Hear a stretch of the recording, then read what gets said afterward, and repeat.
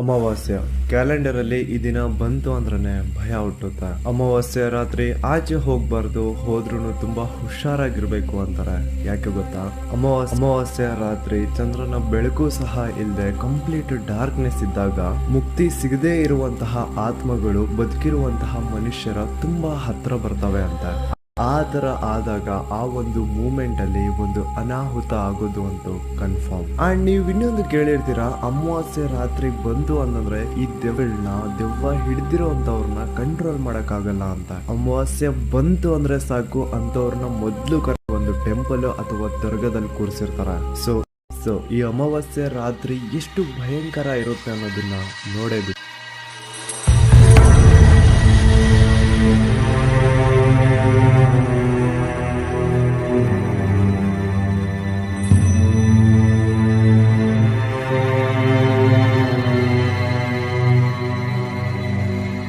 Excitement ಜೊತೆ ಒಂಚೂರು ಭಯನೂ ಇದೆ. ಯಾಕಂತಂದ್ರೆ ನಾವು ಹೋಗ್ತಾ ಇರೋದು ಅಮಾವಾಸ್ಯೆ ದಿನ.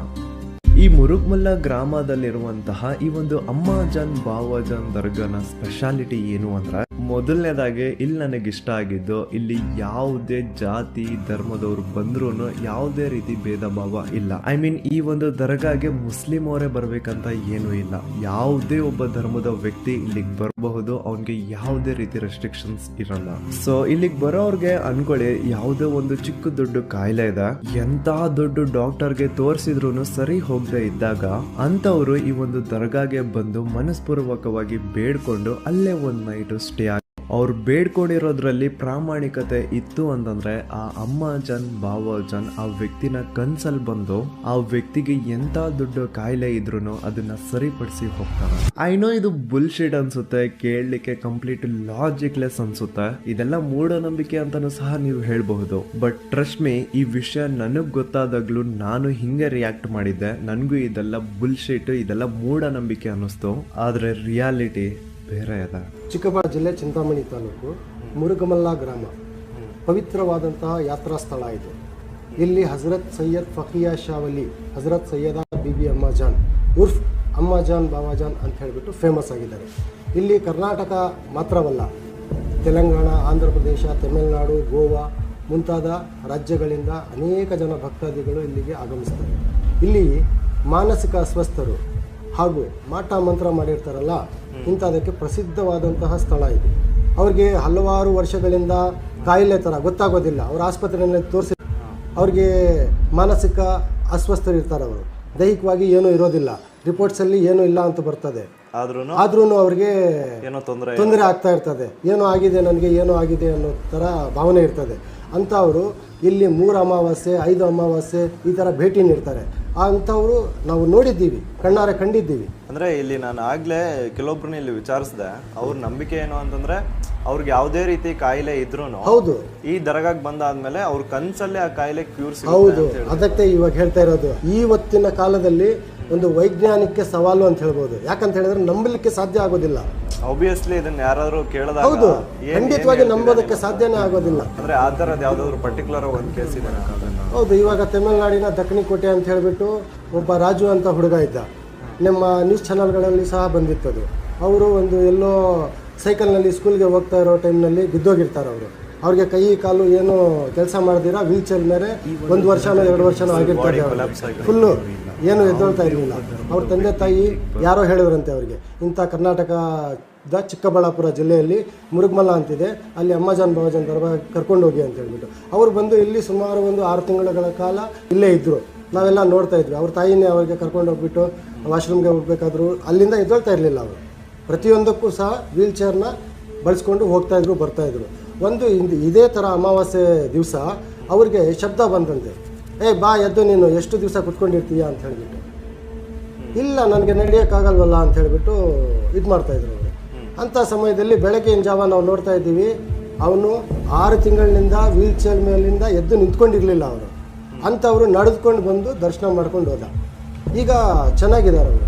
I know it's very hard to believe, ಕೇಳಿಸ್ಕೊಂಡಾಗ ಮೂಢನಂಬಿಕೆ ಅನ್ಸುತ್ತೆ. ಆದ್ರೆ ಈ ಜಾಗದಲ್ಲಿ ಏನೋ ಒಂದು ಮಿರಾಕಲ್ ಇದೆ ಅಂತ ಗೊತ್ತಾಗಿ 1980ರಲ್ಲೇ ಒಬ್ಬ ಫ್ರೆಂಚ್ ಟ್ರಾವೆಲರ್ ಫ್ರಾಂಕ್ ರೋಲರ್ ಈ ಮುರುಗ್ಮುಲ್ಲಾ ಗ್ರಾಮಗೆ ಬಂದು ಈ ದರ್ಗಾ ಬಗ್ಗೆ ಒಂದು ವಿಡಿಯೋ ಡಾಕ್ಯುಮೆಂಟರಿ ಶೂಟ್ ಮಾಡಿದ್ದಾರೆ. ಸೊ 1980 ಶೂಟ್ ಮಾಡಿರುವಂತಹ ವಿಡಿಯೋ ಡಾಕ್ಯುಮೆಂಟರಿನ ಲಿಂಕ್ ಡಿಸ್ಕ್ರಿಪ್ಷನ್ ಬಾಕ್ಸ್ ಅಲ್ಲಿ ಕೊಟ್ಟಿರ್ತೀನಿ. ಇಂಟ್ರೆಸ್ಟೆಡ್ ಇದ್ರೆ ನಂತರ ಹೋಗಿ ನೋಡಬಹುದು. ನಂತರ ಈಗಷ್ಟೇ ಈ ಒಂದು ದೇವಸ್ಥಾನಕ್ಕೆ ನಾವು ಹೋಗೋಕ್ಕಿಂತ ಮುಂಚೆ ಒಂದು 20 ಡೇಸ್ ಬ್ಯಾಕ್ ನಿಮಾನ್ಸ್ ಕಡೆಯಿಂದ ಒಂದು ಡಾಕ್ಟರ್ಸ್ ನ ಟೀಮ್ ಈ ಒಂದು ಜಾಗಕ್ಕೆ ಬಂದು ಇಲ್ಲಿ ಒಂದು ಸ್ಟಡಿ ಕಂಡಕ್ಟ್ ಮಾಡುತ್ತಾ. ಸೊ ಡೀಟೇಲ್ಡ್ ಆಗಿ ಪ್ರತಿ ಒಂದನ್ನ ಅನಾಲಿಸ್ ಮಾಡಾದ್ಮೇಲೆ ಅವ್ರು ಕೊಟ್ಟಂತಹ ರಿಪೋರ್ಟ್ ಅಲ್ಲಿ ಏನಿತ್ತು ಅಂದ್ರೆ, ಇಲ್ಲಿಗೆ ಒಂದು ಕಾಯಿಲೆ ಇಟ್ಕೊಂಡು ಬರೋರು ಈ ಜಾಗಕ್ಕೆ ಬಂದ್ರೆ ನಾವು ಸರಿ ಹೋಗ್ಬಿಡ್ತೀವಿ ಅಂತ ಅನ್ಕೊಂಡೆ ಸರಿ ಹೋಗ್ತಾರಾ, ಇಲ್ಲ ಅವ್ರಿಗೆ ಈ ಒಂದು ದರ್ಗಾ ಇಂದ ದುವಾ ಸಿಗ್ತಿದೋ ಗೊತ್ತಿಲ್ಲ, ಬಟ್ ದೇ ಆರ್ ಹೀಲಿಂಗ್. ಅವರ ಕಾಯಿಲೆಗಳು ಚಮತ್ಕಾರ ರೀತಿ ಮಾಯ ಆಗ್ತಿವೆ. ನೋಡಿ,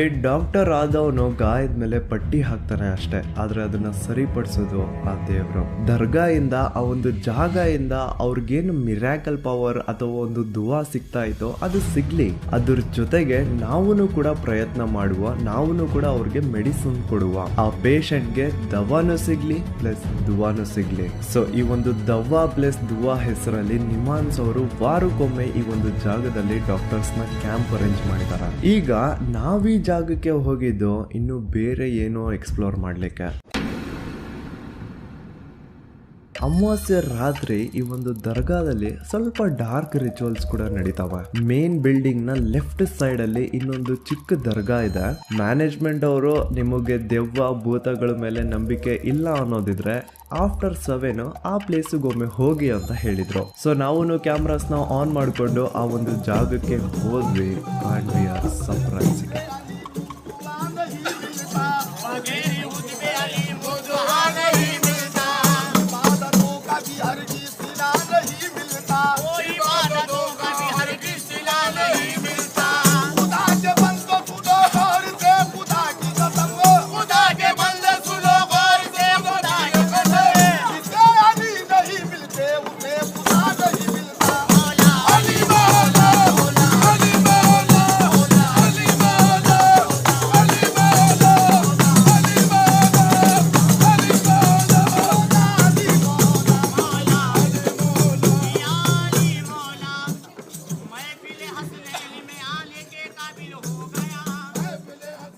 ಲಿಟ್ರಲಿ ಗುರು, ಡೇ ಟೈಮಲ್ಲಿ ನಮ್ಮ ಜೊತೆನೆ ಎಷ್ಟು ಚೆನ್ನಾಗಿ ಮಾತಾಡಿಸಿದವರು ನೈಟ್ ಟೈಮು ಆ ಒಂದು ಜಾಗದಲ್ಲಿ ತುಂಬ ಡಿಫ್ರೆಂಟಾಗಿ ಬಿಹೇವ್ ಮಾಡ್ತಾ ಇದ್ರು. ಅಮಾವಾಸ್ಯೆ ರಾತ್ರಿ ಬರ್ತಿದ್ದಂಗೆ ಅವ್ರು ಕಂಪ್ಲೀಟ್ ಚೇಂಜೇ ಆಗ್ಬಿಟ್ರು ಅನ್ಕೊಳ್ಳಿ. ಅವ್ರು ಬದಲಾಗಿರುವಂತಹ ಆ ಬಿಹೇವಿಯರ್ ನೋಡಿ ಸಖತ್ ಭಯ ಆಗ್ತಾ ಇತ್ತು. ಇನ್ನು ತುಂಬ ವಿಚಿತ್ರ ಧ್ವನಿಲಿ ಅವ್ರು ತುಂಬ ಜೋರಾಗಿ ಕಿರ್ಚೋದಂತೂ ಕೇಳಿ ಮೈ ನಡುಗ್ತಾ ಇತ್ತು ಅಲ್ಲಿ. ಐನೋ ಈಗ ನೀವು ಹೇಳ್ಬೋದು, ಬ್ರೋ ಅವರೆಲ್ಲ ಏನ್ ಹಂಗ್ ಬಿಹೇವ್ ಮಾಡ್ತಿದ್ದಾರೆ, ಅವರೆಲ್ಲ ಮೆಂಟಲಿ ಅನ್ಸ್ಟೇಬಲ್ ಇರಬಹುದು ಅಲ್ವಾ ಅಂತ. ಸೊ ಇದ್ರ ಬಗ್ಗೆನೂ ನಾನೊಂದು ಸ್ವಲ್ಪ ಬ್ಯಾಕ್ ಗ್ರೌಂಡ್ ರಿಸರ್ಚ್ ಮಾಡಿದೆ, ಅವ್ರ ಬಗ್ಗೆ ಎಲ್ಲ ಒಂದು ಸ್ವಲ್ಪ ತಿಳ್ಕೊಂಡೆ. ನೀವೇನ್ ಸ್ಕ್ರೀನ್ ಮೇಲೆ ನೋಡ್ತಾ ಇದೀರೋ ಇವ್ರು ಎಲ್ರೂ ಒಂದು ಕಾಲದಲ್ಲಿ ಪೇಷಂಟ್ಸ್. ಆದ್ರೆ ಎಂತ ದೊಡ್ಡ ಆಸ್ಪತ್ರೆಯಲ್ಲಿ ಎಂತ ಒಳ್ಳೆ ಡಾಕ್ಟರ್ಗೆ ತೋರಿಸಿದ್ರು ಪ್ರತಿ ಒಂದು ಮೆಡಿಕಲ್ ರಿಪೋರ್ಟ್ ಅಲ್ಲಿ ಇವರ ಕಂಡೀಷನ್ ನಾರ್ಮಲ್ ಅಂತಾನೆ ಬಂದಿದೆ. ಆದ್ರೂ ಇವ್ರು ಯಾಕೆ ಹಿಂಗ್ ಬಿಹೇವ್ ಮಾಡ್ತಿದಾರೋ ಗೊತ್ತಿಲ್ಲ. ಸೊ ದರ್ಗಾದಲ್ಲಿ ಇರೋರು ಅಂಡ್ ಆ ಪೇಷಂಟ್ ನಮ್ಮ ಮನೆಯವರು ಹೇಳ್ತಾರೆ ಅವ್ರ ಮೇಲೆ ದೆವ್ವ ಹಿಡಿದಿದೆ. ಓಕೆ, ನಾನು ದರ್ಗಾ ರೌಂಡ್ ಹಾಕ್ತಾ ಇರ್ಬೇಕಾದ್ರೆ ಕೆಲವೊಬ್ರು ನಾನು ನೋಡಿದೆ ಅಲ್ಲಿ, ಅವ್ರ ಕಾಲಿಗೆ ಚೈನ್ ಎಲ್ಲ ಕಟ್ಟಿದ್ರು, ಬಾಡಿಗೆಲ್ಲ ಕೈ ಕಾಲಿಗೆಲ್ಲ ಚೈನ್ ಕಟ್ಟಿದ್ರು. ಅದ್ಯಾಕೆ ಅಂತ ಅರ್ಥ ಆಗಿಲ್ಲ. ಇಲ್ಲಿ ಅಂತ ದೆವ್ವದಕ್ಕಾಗಲಿ ಪಿಶಾಚಿ ಅನ್ನೋದಾಗ್ಲಿ ಮಠ ಮಂತ್ರ ಮಾಡಿಸಿರ್ತಕ್ಕಂಥದ್ದು ನಮ್ಮ ಮೈ ಮೇಲೆ ಸೇರ್ಕೊಂಡಿರ್ತದೆ. ಇಲ್ಲಿ ಅಮ್ಮಾಜಾನ್ ಬಾವಾಜಾನ್ ಅವರ ಆವರಣದಲ್ಲಿ ಬರ್ತಾ ಇದ್ದಂಗೆನೆ ಅವ್ರಿಗೆ ಹೊರಗೆ ಬರುತ್ತೆ, ಅವ್ರಿಗೆ ಕಷ್ಟ ಆಗೋಗ್ಬಿಡ್ತದೆ. ಇದಕ್ಕೆ ಎಲ್ಲಿ ಕಳಿಸ್ಬಿಡ್ತಾರೋ ಅಂತ ಹೇಳ್ಬಿಟ್ಟು ಇಲ್ಲಿಗೆ ಬರ್ಲಿಕ್ಕೆ ಕೊಡಲ್ಲ ಅವರು, ಅಲ್ಲೇ ಅಡ್ಡ ಹಾಕ್ತಾರೆ. ಇಲ್ಲ ಇಲ್ಲಿಂದನೇ ನಾವು ಹೋಗ್ಬಿಡೋಣ, ಅಲ್ಲಿಗೆ ಹೋಗ್ಬಾರ್ದು, ಯಾರು ನೀವು ಹಿಡ್ಕೊಳಕ್ಕೆ ಹೋದ್ರೆ ನಿಮ್ಮನ್ನು ಹೊಡಿತಾರ ಅವರು, ನಾವು ಹಿಡ್ಕೊಳಕ್ಕೆ ಹೋದ್ರೆ ನಮ್ಮನ್ನು ಹೊಡಿತಾರ ಅವರು. ಆ ಥರ ಇರ್ತದೆ. ಆ ಸಮಯದಲ್ಲಿ ಕೈ ಕಾಲೇನನ್ನ ಕಟ್ಟಿಬಿಟ್ಟು. ಸೊ ಹೇಳಿ, ಈಗಲೂ ನಿಮ್ಗೆ ಇವರು ಮೆಂಟಲಿ ಅನ್ಸ್ಟೇಬಲ್ ಅನ್ನಿಸ್ತಾ ಇದ್ದಾರಾ ಅಥವಾ ಇವ್ರಿಗೆ ನಿಜವಾಗ್ಲೂ ದೆವ್ವ ಹಿಡಿದಿದೆ ಅಂತ ನಂಬ್ತೀರಾ? ಇನ್ನು ಇವ್ರನ್ನ ಈ ಒಂದು ಕಂಡೀಷನ್ ಅಲ್ಲಿ ನೋಡಿ ನಿಮ್ಗೆ ಅನ್ನಿಸ್ತಾ ಇರ್ಬೋದು ಇವ್ರಿಗೆಲ್ಲ ಚೈನ್ ಕಟ್ಟಿ ಎಷ್ಟೆಲ್ಲ ಹಿಂಸೆ ಕೊಡ್ತಿದಾರಲ್ಲ ಅಂತ. ಆದ್ರೆ ಇದೇ ಒಂದು safe option for them. Secretary sir ಹೇಳ್ದಂಗೆ ಇಲ್ಲಿ ಬರುವಂತಹ ಪೊಸೆಸ್ಡ್ ಪೀಪಲ್ ಅಲ್ಲಿ ಸೂಪರ್ ನ್ಯಾಚುರಲ್ ಪವರ್ ಇರುತ್ತೆ ಅಂತ. ಅವ್ರು ನೋಡ್ಲಿಕ್ಕೆ ಎಷ್ಟೇ ವೀಕ್ ಆಗಿ ಕಾಣಿಸ್ ಕಾಣಿಸ್ತಾ ಇದ್ರು ಸಖತ್ ಶಕ್ತಿ ಇರುತ್ತೆ ಅಂತ ಅವ್ರಿಗೆ. 3-4 ಜನ ಸೇರಿ ಅವ್ರನ್ನ ಹಿಡ್ಕೊಂಡ್ರು ಕಂಟ್ರೋಲ್ ಮಾಡಕ್ಕಾಗಲ್ಲ, ಅಷ್ಟು ಪವರ್ ಇದೆ ಅವ್ರಿಗೆ. ಅಂತ ಒಂದು ಕಂಡೀಷನ್ ಅಲ್ಲಿ ಅವ್ರನ್ನ ಕಂಟ್ರೋಲ್ ಮಾಡೋದು ತುಂಬಾ ಕಷ್ಟ. ಹಂಗಾಗಿ ಇವ್ರನ್ನ ಚೈನ್ಸ್ ಇಂದ ಲಾಕ್ ಮಾಡ್ತಾರೆ. ಇದರಿಂದ ಅವ್ರಿಗವ್ರೆ ಹಾರ್ಮ್ ಮಾಡ್ಕೊಳಲ್ಲ ಅಂಡ್ ಬೇರೆಯವ್ರಿಗೂ ತೊಂದರೆ ಕೊಡದೆ ಸೇಫರ್ ಆಪ್ಷನ್ ಇದು. ಇಲ್ಲಿ ಇಂತ ಸುಮಾರು ಜನರನ್ನ ನಾನು ನೋಡ್ದೆ ಅಂಡ್ ದೆವ್ವ ಹಿಡಿದಿರುವಂತವ್ರನ್ನ ಇದೇ ಫಸ್ಟ್ ಟೈಮ್ ನಾನು ನೋಡ್ತಾ ಇರೋದು. ಓಕೆ, ಈಗ ನಂದು ಕೊನೆಯದಾಗ ಒಂದು ಪ್ರಶ್ನೆ. ಇದೆಲ್ಲ ಮೂಢನಂಬಿಕೆ, ದೆವ್ವ ಭೂತಗಳು ಇಲ್ಲ ಅಂತ ಹೇಳೋರಿಗೆ ನೀವೇನು ಉತ್ತರ ಕೊಡ್ತೀರಾ? ಮೂಢನಂಬಿಕೆ. ನನಗೆ ಕನ್ನಡ ಮಾತಾಡೋದು ಬರೋದಿಲ್ಲ, ಅಥವಾ ತೆಲುಗು ಮಾತಾಡೋದು ಬರೋದಿಲ್ಲ, ಅಥವಾ ತಮಿಳ್ ಮಾತಾಡೋದು ಬರೋದಿಲ್ಲ. ನಾನು ಬರೀ ಹಿಂದಿ ಮಾತಾಡ್ತೀನಿ. ಆ ಗಾಳಿಯಲ್ಲಿ ಬಂದು ಸೇರ್ಕೊಂಡಿರ್ತಾರೆ ಅಂತ ಹೇಳ್ತಾರಲ್ಲ, ಏನೋ ಬಂದವರು, ಅವ್ರು ಕನ್ನಡ ಮಾತಾಡ್ತಾರೆ. ಅವ್ರ ಫ್ಯಾಮಿಲಿ ಅವ್ರು ಬಂದಿರೋರು, ಇವ್ರು ಕನ್ನಡನೇ ಮಾತಾಡಲ್ಲ ಸರ್, ಇವ್ರು ತಮಿಳೇ ಮಾತಾಡಲ್ಲ, ಇವ್ರಿಗೆ ಬರೋದೇ ಇಲ್ಲ. ಇವ್ರು ಕನ್ನಡ ಮಾತ್ರ ಮಾತಾಡ್ತಾರೆ, ಹಿಂದಿ ಮಾತಾಡ್ತಾರೆ, ಬೇರೆ ಭಾಷೆಯನ್ನೇ ಬರೋದಿಲ್ಲ ಅಂತ ಹೇಳಿರ್ತಾರೆ. ಅವ್ರು ತಮಿಳಲ್ಲಿ ಮಾತಾಡುವಂಥ ಸನ್ನಿವೇಶಗಳು ನಾವು ನೋಡಿದ್ವಿ. ಅದು ಯಾರು ಮಾತಾಡಿದ್ರು? ಅಲ್ಲಿ ಪ್ರಶ್ನೆ ಬರುತ್ತೆ. ಅವ್ರು ಮಾಡ್ತಕ್ಕಂಥ ಆ್ಯಕ್ಟಿಂಗು,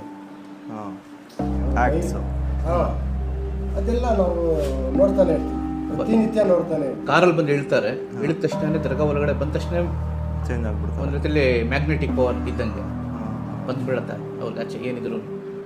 ಇಲ್ಲಿ ಪ್ರಶ್ನೆ ಯಾರಾದರೂ ಮಾಡಿದ್ರು ಇನ್ ಕೇಸ್ ಅವ್ರಿಗೆ ಉತ್ತರ ಕೊಡ್ತಾರೆ. ಎಲ್ಲಿಂದ ಬಂದಿದ್ದೀನು ಅಂದರೆ ಇಂಥ ಕಡೆಯಿಂದ ಅಂತ ಹೇಳುತ್ತೆ. ಯಾವಾಗ ಬಂದೆ, ಏನಕ್ಕೆ ಬಂದೆ ಅಂದರೆ ಇವ್ರಿಗೆ ಏನು ಹಿಂಸೆ ಆಗಿತ್ತು, ಎಲ್ಲಿ ಆಕ್ಸಿಡೆಂಟ್ ಆಗಿದೆ, ಇಲ್ಲ ನಮಗೇನೋ ಯಾವ ರೀತಿ ಬಂದರು ಎಲ್ಲ ಹೇಳ್ತಾರೆ. ಯಾವ ಥರ ಬಂದಿದೆ, ಇವಾಗ ಹೋಗ್ಬೇಕಂದ್ರೂ ಏನು ಮಾಡಬೇಕು ಅಂತ ಕೂಡ ಕೇಳ್ಕೊಳ್ತಾರೆ. ಇವರು ಅಂತ ಹಿಂಸೆ ಕೊಡ್ತಾರೆ. ಈ ಜಾಗದ ಬಗ್ಗೆ ಅಲ್ಪ ಸ್ವಲ್ಪ ನನಗೆ ಆಲ್ರೆಡಿ ಗೊತ್ತಿತ್ತು. ಹಾಗಾಗಿ ನಮ್ಮ ಕ್ಯಾಮ್ರಾಮನ್ ಹಾಗೂ ಕ್ರೂ ಮೆಂಬರ್ಸ್ನ ನಾನು ಆಲ್ರೆಡಿ ವಾರ್ನ್ ಮಾಡಿದ್ದೆ. ಅಲ್ಲಿ ಯಾರನ್ನೂ ಕಣ್ಣಲ್ಲಿ ಕಣ್ಣಿಟ್ಟು ನೋಡಬೇಡಿ ಅಂಡ್ ಅಪರಿಚಿತರನ್ನಂತೂ ಅಸಲ್ ಮಾತೆ ಆಡಬೇಡಿ ಅಂತ ಹೇಳಿದ್ದೆ. ಬಿಕಾಸ್ ಇಲ್ಲ ಆಗಿರುವಂತಹ ಘಟನೆಗಳೇ ಹೇಳ್ತಾವೆ, ಈ ಗಾಳಿ ಬೀಸಿರೋರು ಏನಿರ್ತಾರೋ ಇವರು ಸಡನ್ಲಿ ನಾರ್ಮಲ್ ಆಗ್ಬಿಡ್ತಾರೆ. ಇವ್ರ ದೇಹದಲ್ಲಿದ್ದಂತಹ ಆ ದೆವ್ವ ಆಚೆ ಬಂದ್ಬಿಡುತ್ತೆ. ಆಗ ಆ ದೆವ್ವ ಬೇರೆಯವರ ಮೈ ಹುಡುಕುತ್ತೆ ಅಂತ. ಸೊ ಇದಾಗಿತ್ತು ಅಮಾವಾಸ್ಯೆ ರಾತ್ರಿಯ ಮುರುಗ್ಮಲ್ಲ ಗ್ರಾಮದ ಕತೆ.